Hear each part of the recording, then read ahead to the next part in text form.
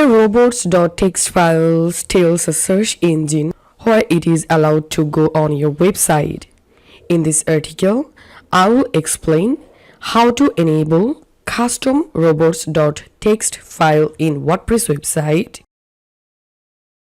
Follow these easy steps to do it. Log into your WordPress dashboard and hover over on plugins and click on add new plugin.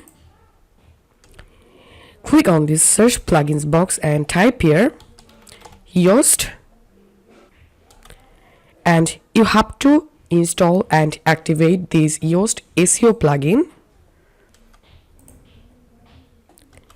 Once the plugin activated, scroll down to this left hand menu and search for Yoast SEO. Hover over on it and click on Tools, and here click on File Editor,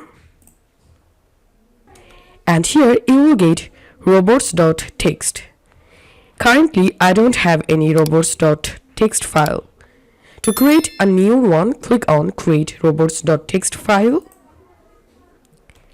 and as you can see, I've successfully enabled or created custom robots.txt file, and then click on Save Changes to robots.txt, and this is how we can do it.